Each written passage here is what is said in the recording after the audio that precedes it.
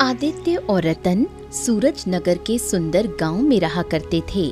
आदित्य जहां शिकारी था, वहीं उसका छोटा भाई रतन व्यापारी था। एक दिन आदित्य शिकार करके घर पहुंचा तो उसने देखा कि उसका भाई रतन उदास बैठा हुआ है। अरे रतन, क्या हुआ? आज तुम्हारे चेहरे पर ये उदासी कैसी छाई हुई है? और तुम राज्य से वापस कब आए? रतन की आंखों में आंसू आ गए। भैया, मेरा व्यापार में बहुत नुकसान हो गया। सारा व्यापार खत्म हो गया। मैं बर्बाद हो गया, बर्बाद। समझ में नहीं आ रहा कि क्या करूं भैया।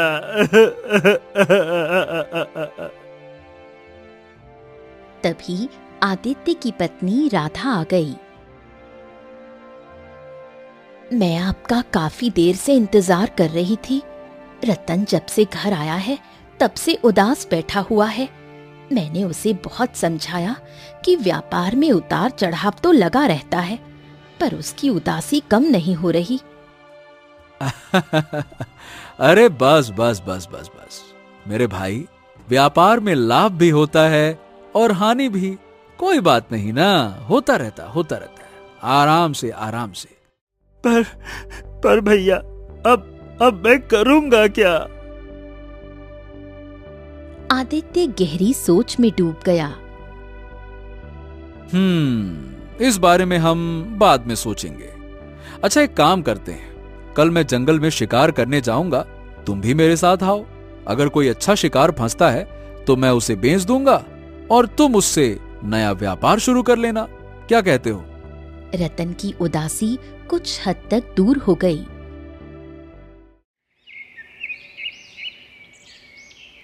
अगले दिन आदित्य रतन को लेकर जंगल की गहराई में चला गया।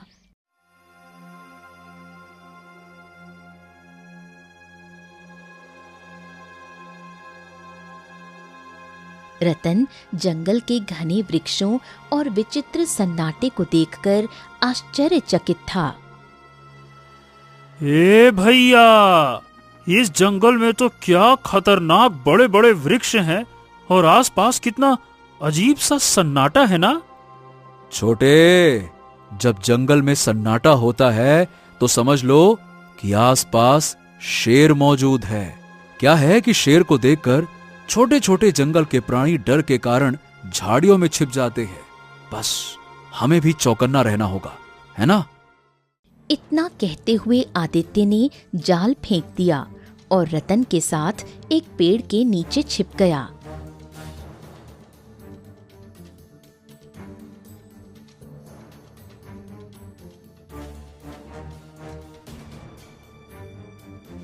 भैया, हम इस पेड़ के नीचे क्यों छुपे हुए हैं? ये जाल जंगली जानवरों को फंसाने के लिए है। अगर हम इस जाल के पास खड़े रहे तो कोई भी पक्षी या जंगली जानवर हमारे पास आएगा ही नहीं।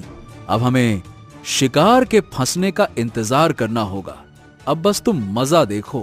हाँ। दोनों शिकार के फंसने का इंतजार करने लगे।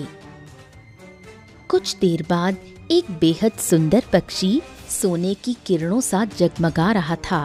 वहां आकर जाल पर बैठ गया। जब वो जाल पर बैठा तो वो जाल में फंस गया। आदित्य तुरंत जाल के पास चला गया। जाल निकालकर पक्षी को पकड़ लिया। अरे वाह वाह वाह, क्या बात है! देख छोटे, ये तो बड़ा ही सुंदर पक्षी है। इसके बाजार में बहुत अच्छे दाम मिलेंगे। रतन, तुम्हारी किस्मत बहुत अच्छी है। तुम्हारे व्यापार के लिए धन का इंतजाम हो गया। रतन ने पक्षी को गौर से देखा, लेकिन उसके अंदर व्यापारी की बुद्धि थी, शिकारी की नहीं। भैया, ऐसा पक्षी मैंने पहले कभी नहीं देखा। मुझे लगता है बाजार में बेचने की बजाय राजमहल में बेचा जाए तो इसकी कीमत सोने के सिक्कों में मिलेगी। मेरे अंदाज से कम 100 सोने के सिक्के मिलेंगे भैया। क्या कहते हो? तभी पक्षी ने इंसानी आवाज में बोला, मुझे राजमहल मत ले जाओ, वहाँ मेरी जान को खतरा है।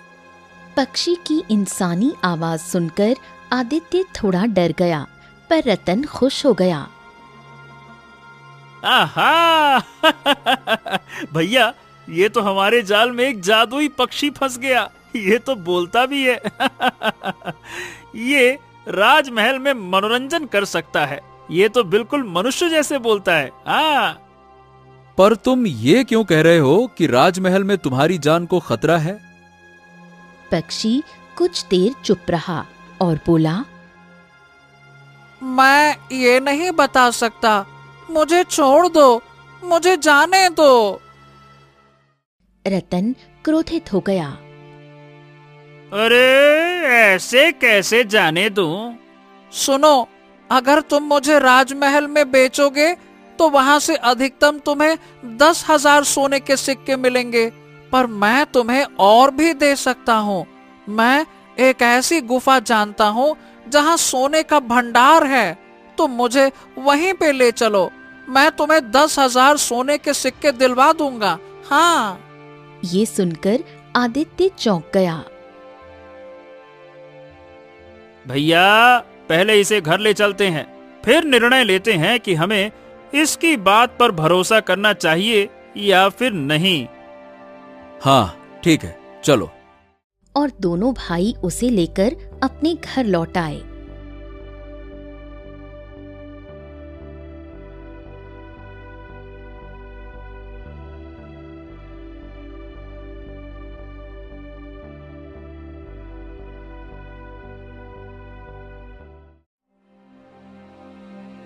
घर पर आदित्य ने सारी घटना अपनी पत्नी राधा को सुनाई। राधा पक्षी की ओर देखकर कुछ संजीदा हो गई। मुझे इस पक्षी पर तरस आ रहा है। हो सकता है ये सही बोल रहा हो, क्या पता इसकी जान को खतरा हो। तभी वहां रतन आ पहुंचा। अरे क्या भाभी, आप भी क्या बातें कर रही हैं? देखिए, इस पक्षी की बात पर हम भरोसा नहीं कर सकते। हो सकता है कि ये कोई पिशाच हो और ये हमें भ्रम में डाल रहा हो। हाँ, ये भी तो हो सकता है। देखिए, आजाद करने की बजाय इसे राज दरबार में राजा को अच्छे दामों पर बेच देना बेहतर होगा। ऐसे मौके बार बार नहीं आते। ये सुनकर राधा गहरी सोच में पड़ गई। अगर तुम्हारी बात सही है तो ये हमारे राज्य के राजा के लिए कभी खतरा बन सकता है। अरे भाभी, व्यापारी की तरह सोचो, व्यापारी की तरह, शिकारी की तरह नहीं। सोचो कितना बढ़िया दाम मिलेगा इसका। मैं शिकारी की पत्नी हूँ तो शिकारी की तरह ही सोचूंगी। अगले दिन आदित्य और रतन पक्षी को पिंजरे में बंद करके राजमहल की ओर निकल पड़े। रास्ते में पक्षी आदित्य से बोला, देखो, तुम्हारे पास अभी भी समय है। इस राज्य का राजा क्रूर है। जरूरी नहीं कि मेरे बदले वो तुम्हें धन दे, बल्कि वो तुम्हें मार देगा। ये सुनकर आदित्य रुक गया। आखिर वो तुम्हें क्यों मार देगा? क्या तुम उसे जानते हो? देखो, मैं अभी पूरी तरह तुम पर विश्वास नहीं कर सकता, पर मैं तुम्हें वो रास्ता बता सकता हूँ जहाँ सोने के सिक्के हैं, यदि तुम चाहो तो। ओहो भैया, इसकी बातों में मत आओ। पहले इसे राजमहल ले चलो और अच्छे दाम ले आओ। हाँ, मैं तुम दोनों को सोने के सिक्के दिलवा सकता हूँ। एक नदी पार करो, वहाँ एक गुफा है, उसमें भंडार है, सोने का भंडार। ये सुनकर रतन डर गया। हैं? अरे वहाँ तो दैत्य का शासन है, बड़ी बड़ी अफवाहें हैं उसके बारे में। ए भैया, इसकी बात मत मानो। वो गुफा वाकई बहुत खतरनाक है। नहीं नहीं नहीं नहीं नहीं, उसके बारे में तो सोचना भी मत। वो अफवाह जानबूझकर फैलाई गई है ताकि कोई साधारण मनुष्य वहां ना पहुंच पाए। आदित्य पक्षी की बातों से थोड़ा प्रभावित हुआ, पर रतन ने विरोध नहीं छोड़ा। तभी पक्षी उदासी भरे स्वर में बोला, देखो, तुम्हारे पास निर्णय बदलने का समय है। राजमहल जाना जोखिम भरा होगा, पर यदि तुम मेरी बात मानो तो मैं तुम्हें बहुत सारा धन दूंगा। ओ भैया, इसकी बातों में मत आओ, ये तुमको फंसा रहा है। तभी पक्षी की आंखों में आंसू आ गए। आदित्य उसकी आंखों को देखकर नरम पड़ गया। इसकी आंखों के आंसू झूठ नहीं हो सकते रतन। अगले ही पल रतन ने झाड़ियों से एक लकड़ी उठा ली और आदित्य के सर पर जोरदार वार कर दिया। आदित्य चीखते हुए गिर पड़ा। ये क्या किया तुमने? तुमने अपने ही भाई को मार दिया? हाँ, तो क्या इसकी पूजा करनी थी? अरे इसको तो मारना ही था। राजमहल से मिलने वाले धन में मैं अकेला लाभ उठाऊंगा, अकेला। अरे मैंने तो ये सोचा था कि जब राजा को तुम्हें बेचकर आऊंगा तो रास्ते में अपने भाई को निपटा दूंगा, लेकिन मेरा भाई तो तुम्हारी बातें मानकर जिद पे अड़ गया था। जो काम बाद में करने वाला था वो काम मैंने अभी कर दिया। लो भाई, एक काम तो खत्म हुआ, चलो अगले काम की ओर चलते हैं। इतना कहकर रतन पिंजरे को लेकर राजमहल की ओर बढ़ गया।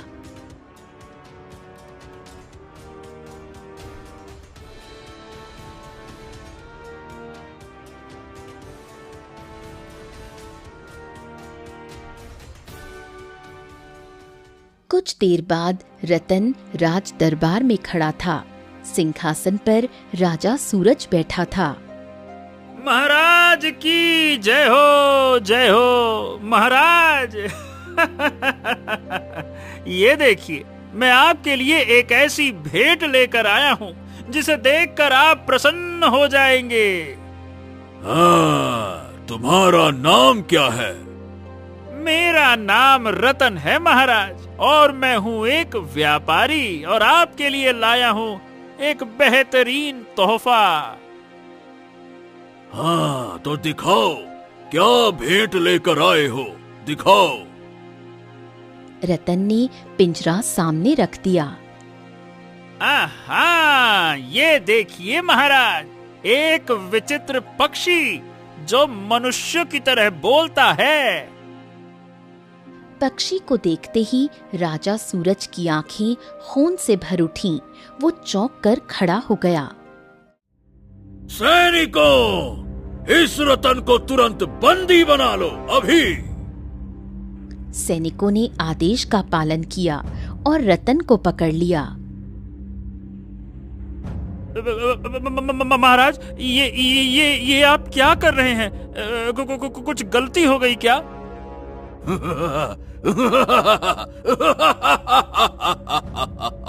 मूर्ख, इस पक्षी की तलाश मैं वर्षों से कर रहा था।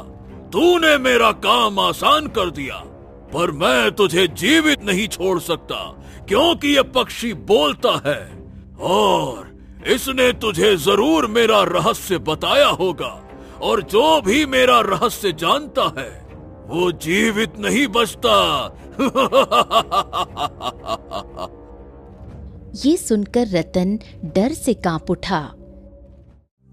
महाराज, महाराज, महाराज, दया कीजिए। इसने मुझसे केवल इतना कहा था कि राज दरबार मत ले जाओ, राजा मेरी जान का दुश्मन है, लेकिन मैंने इसकी बात पर विश्वास नहीं किया था। झूठ, साफ साफ झूठ।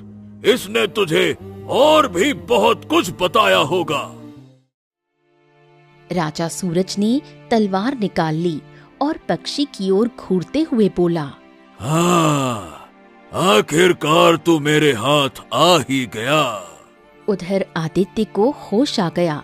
उसका सिर खून से लथपथ था। वो तालाब के पास गया।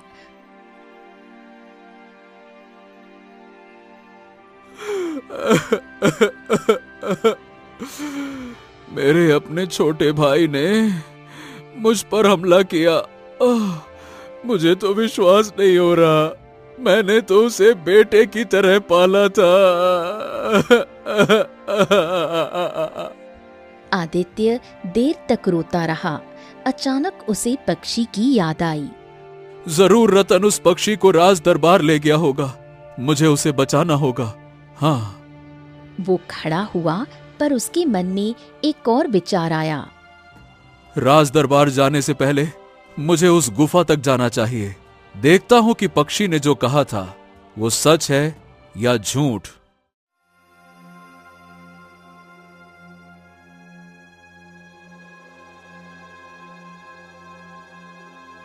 आदित्य नदी के किनारे पहुंचा। उसने नदी पार की और उस गुफा तक जा पहुंचा। गुफा के अंदर अनगिनत सोने, चांदी और कीमती खजाने का भंडार था। ओह, इसका मतलब ये हुआ कि वो पक्षी सच कह रहा था। लेकिन उसके बाद उसकी आंखों में आंसू आ गए। पर मुझे इसमें से कुछ नहीं चाहिए। मैं ये भी नहीं भूल पा रहा कि मेरे छोटे भाई ने मुझ पर जानलेवा हमला किया। मेरे बेटे जैसे भाई ने। वो गुफा से बाहर निकलने ही वाला था कि तभी वहां एक साधु आ पहुंचा। पहली बार देख रहा हूं कि कोई मनुष्य इतना खजाना छोड़कर खाली हाथ जा रहा है। कौन हो तुम बच्चे? मैं एक अभागा बड़ा भाई हूं साधु महाराज, जिसे उसके छोटे भाई ने मारने की कोशिश की। अब तो मेरा संसार से मोह भंग हो गया है। क्या करूंगा जी के इससे अच्छा होता कि मर ही जाता। सब सच सच बताओ। आदित्य ने पूरी घटना साधु को सुनाई। मेरा भाई मुझे मरा समझकर पक्षी को लेकर राजमहल चला गया। साधु ने रहस्यमयी अंदाज में आदित्य को देखा और कहा, जानता है वो पक्षी कौन है? कौन? वो कोई साधारण पक्षी नहीं, बल्कि इस राज्य का असली राजा है, राजा विक्रम। ये सुनकर आदित्य बुरी तरह से चौंक उठा। राजा विक्रम? पर यह कैसे संभव है? साधु गहरी सोच में डूब गया। कुछ देर बाद साधु बोला, राजा विक्रम एक बहुत ही न्यायप्रिय राजा था। अगर वो किसी पर सबसे अधिक विश्वास करता था तो वो था उसका छोटा भाई राजकुमार अशोक। पर विक्रम ये नहीं जान पाया कि राजकुमार अशोक अंदर ही अंदर उससे जलता था। उसे अपने भाई विक्रम की लोकप्रियता बिल्कुल मंजूर नहीं थी। राजा विक्रम महल के बगीचे में बैठा हुआ था कि तभी उसका छोटा भाई राजकुमार अशोक आ गया। भैया भैया, मैं क्या कह रहा हूँ कि काफी दिनों से हम दोनों शिकार पर नहीं गए। महाराज बनने से पहले हम दोनों मित्रों की तरह जंगल जाया करते थे शिकार करने। बढ़िया शिकार किया करते थे। चलो ना भैया, चलते हैं, दोनों मिलकर शिकार करेंगे। क्या कहते हो? तो क्या तुम सोचते हो कि मैं महाराज बन जाने के बाद तुम्हारे साथ बड़े भाई की तरह शिकार करने नहीं जाऊंगा? अरे भाई, जरूर चलूंगा। चलो।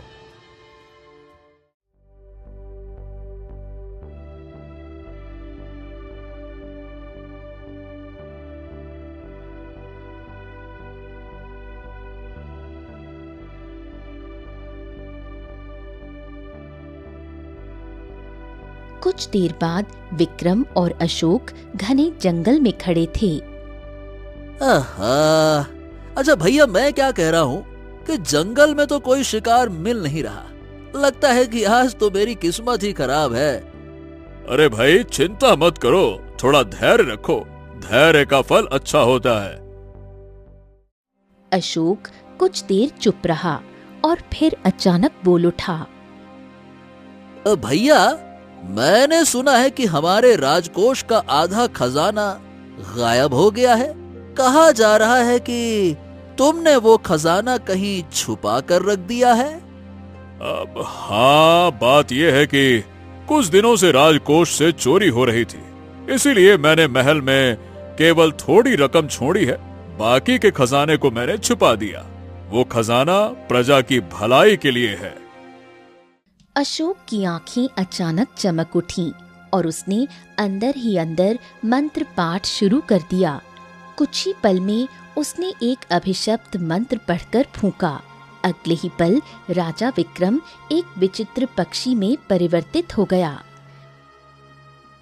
अरे, ये क्या हो गया? अरे, मैंने जो मंत्र फूंका था उससे तो इसको मर जाना चाहिए था, पर यह तो पक्षी में बदल गया। ओहो, शायद अभी मुझे ठीक से सिद्धि नहीं मिली है। ये तुमने क्या किया? इसका मतलब मेरे गुप्तचर सही कह रहे थे कि महल में कोई काली पूजा कर रहा है, यानी वो तुम थे। हाँ हाँ मैं ही था। मैंने तुझे मारने के लिए काली सिद्धि की थी। शायद ठीक से सिद्धि हुई नहीं, इसीलिए तू मर नहीं पाया, लेकिन एक पक्षी में परिवर्तित हो गया। पर चिंता मत कर, अब पक्षी के रूप में मैं तुझे आसानी से समाप्त कर दूंगा और राज्य पर अधिकार कर लूंगा। इतना बोलकर अशोक ने तलवार निकाल ली। तभी पक्षी उड़कर वहां से भाग गया। पक्षी बनकर विक्रम एक गुफा के पास पहुंचा, जहां उसने अपना महल का छिपा हुआ खजाना छोड़ा था। तभी वहां एक साधु आ पहुंचा। साधु को देखकर विक्रम की आंखों में आंसू आ गए और उसने सारी घटना साधु को बताई। साधु ने ध्यान लगाया, फिर आंखें खोलकर कहा, ओम हरिओम हरिओम। तेरे छोटे भाई ने बहुत खतरनाक काला जादू किया है। तुम्हारी किस्मत अच्छी रही है कि वो पूरी तरह सफल नहीं हुआ, इसीलिए तू केवल पक्षी बन गया। पर तू अपने असली रूप में तभी लौट सकेगा जब तेरा छोटा भाई अशोक का अंत होगा। पर इतनी आसानी से वो नहीं मरेगा। तुझे उसकी मौत के लिए एक विशिष्ट तलवार चाहिए होगी। उस तलवार पर यज्ञ करके उसे चमत्कारी शक्ति देनी होगी। उसी तलवार से अशोक का अंत संभव होगा, क्योंकि उसने अब राक्षसी काली शक्ति की पूजा आरंभ कर दी है। जब तक तुम्हारे छोटे भाई का अंत नहीं हो जाता, तुम यहीं पर रहना, और हां, जंगल से बाहर मत जाना। ये सुनकर आदित्य स्तब्ध रह गया। हो सकता है कि उस समय वो पक्षी टहलने के लिए निकला हो और गलती से तुम्हारे जाल में फंस गया हो, और तुम्हारे छोटे भाई की वजह से वो मौत के मुंह में पहुंच गया। अब राजा सूरज ना तो राजा विक्रम को जीवित छोड़ेगा, जो कि पक्षी के रूप में है, और ना ही तुम्हारे भाई रतन को जीवित छोड़ेगा। साधु महाराज, कैसे भी करके मेरे छोटे भाई को बचा लीजिए। जिस भाई ने तुम्हारी जान लेने की कोशिश की, तुम उसे ही बचाना चाहते हो? बहुत अच्छे, बहुत अच्छे। भूल तो हर मानव से होती है। मेरे भाई से भी भूल हो गई, परंतु मैं उसके जैसा नहीं हूं। तुम वाकई में बहुत ही अच्छे इंसान हो। इतना बोलकर साधु ने मंत्र पढ़ा। अगले ही पल उसके हाथ में एक तलवार प्रकट हो गई। साधु ने वो तलवार आदित्य को थमा दी। जाओ, इस तलवार से राजा सूरज का अंत कर दो। राज दरबार में जाकर युद्ध का ऐलान करना और सीधा इस तलवार से वार करना। वो इसका मुकाबला नहीं कर पाएगा। जाओ।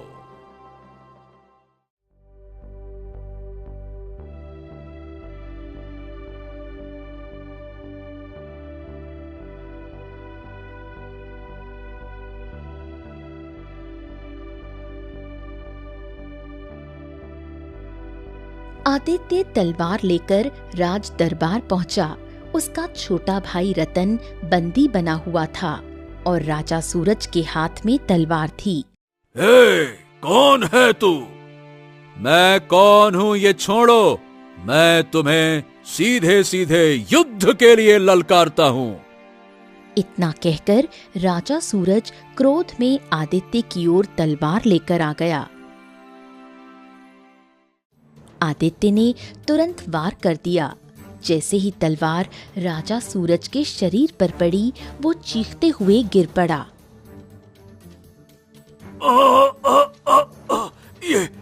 ये कैसे हो सकता है?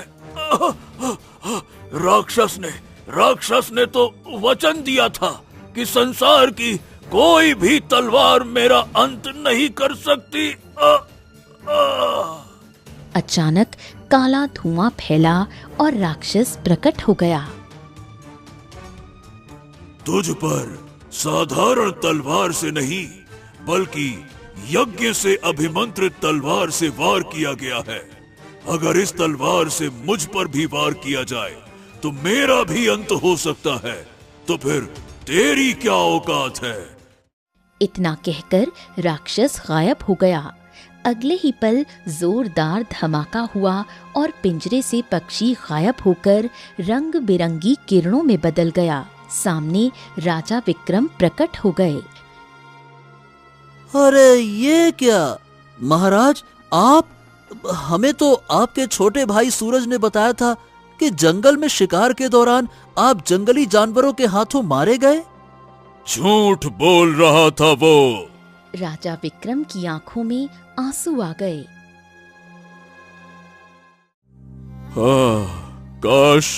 काश तुम गद्दार नहीं होते भाई।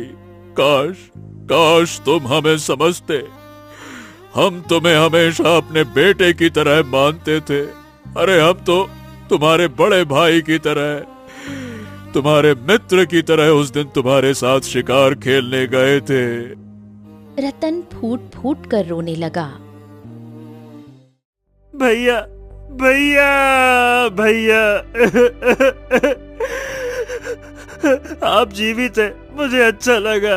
बस मुझे क्षमा कर दीजिए। मैंने बहुत बड़ा पाप किया भैया, बहुत बड़ा। इसकी गर्दन उड़ा दी जाए।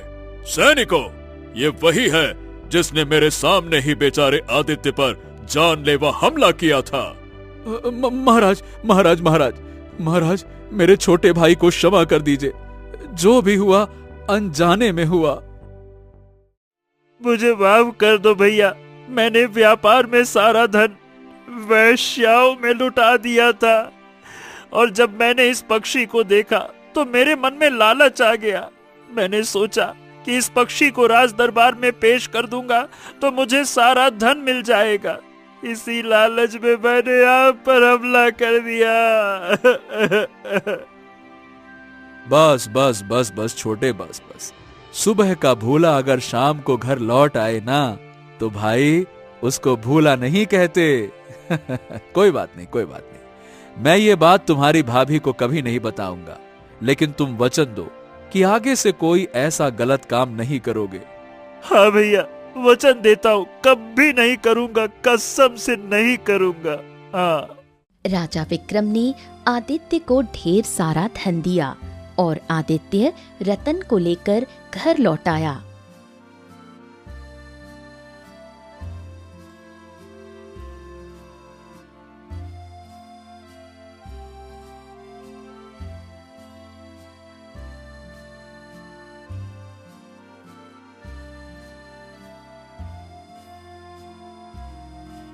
उस दिन से रतन सचमुच सुधर गया और नया जीवन शुरू किया।